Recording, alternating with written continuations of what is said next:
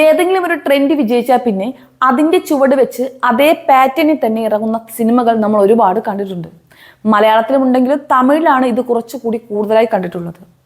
പ്രത്യേകിച്ച് വിജയും രജനീകാന്തും ഒക്കെ സ്ഥിരമായി പയറ്റിക്കൊണ്ടിരിക്കുന്ന തന്ത്രമാണിത്. അത് സിനിമയിലാണെങ്കിൽ ഇവിടെ ഇനി കേരളത്തിൽ CPM-കാർ കോൺഗ്രസുകാരോടും ഇതേ രീതി തന്നെയാണോ ഇപ്പോൾ പയറ്റിക്കൊണ്ടിരിക്കുന്നത് എന്നാണ് സംശയം.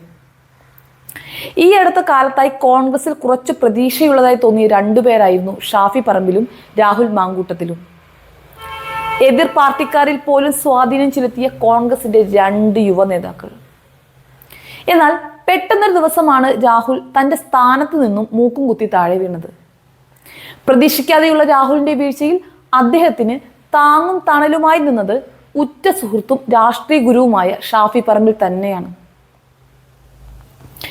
അങ്ങനെയുള്ള ഷാഫി പറമ്പിലിന് നേരെ കടുത്ത വിമർശനവുമായിട്ടാണ് CPM പാലക്കാട് ജില്ലാ സെക്രട്ടറി EN സുരേഷ് ബാബു രംഗത്ത് വന്നിട്ടുള്ളത്.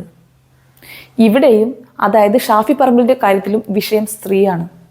ഭംഗിയുള്ള സ്ത്രീകളെ കണ്ടാൽ ഷാഫിക്ക് അപ്പോ അവരെയും കൊണ്ട് ബാംഗ്ലൂർ പോകണം എന്നാണ് സുരേഷ് ബാബു പറയുന്നത്. മാത്രമല്ല കോൺഗ്രസിലെ പല നേതാക്കളും സ്ത്രീ വിഷയത്തിൽ രാഹുലിന്റെ അധ്യാപകരാണെന്നും കണ്ടാമൃഗത്തേക്കാൾ തൊലിക്കട്ടിയാണ് രാഹുൽ മാങ്കൂട്ടത്തിൽ പാലക്കാട് കാണിക്കുന്നതെന്നും അദ്ദേഹം പറയുകയുണ്ടായി.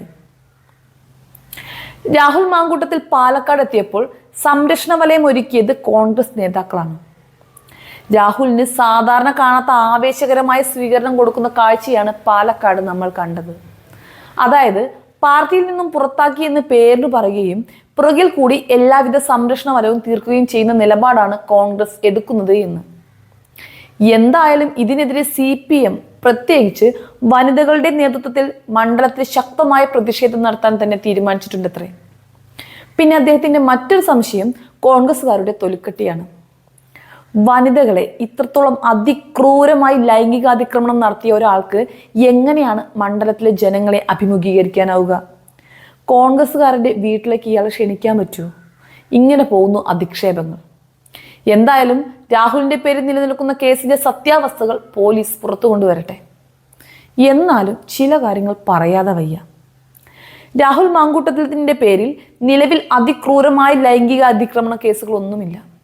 പീഡന പരാതി സ്ത്രീകൾ ഉന്നയിച്ചിട്ടുണ്ടെങ്കിലും ഇരയായവർ തന്നെ പറയുന്നത് ഇഷ്ടമുണ്ടായിരുന്നപ്പോൾ നടന്ന അടപ്പവും അതിനുശേഷം നടന്ന നിർബന്ധിത അബോഷണവും മാത്രമാണ്. അപ്പൊ പിന്നെ പറയുമ്പോൾ കുറച്ചെങ്കിലും അടിസ്ഥാനം വേണ്ടേ?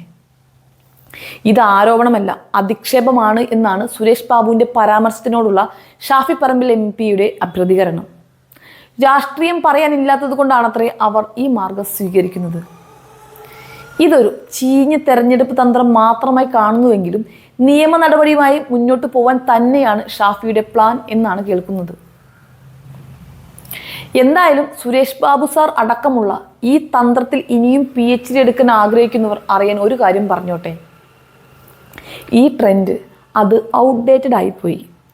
ഇനി പറയുമ്പോൾ കുറച്ചും കൂടി വലിയ പ്രശ്നങ്ങൾ പറയാൻ ശ്രമിക്കണം. അല്ലെങ്കിൽ പൊതുജനം വിശ്വസിക്കാൻ വലിയ പാടായിരിക്കും.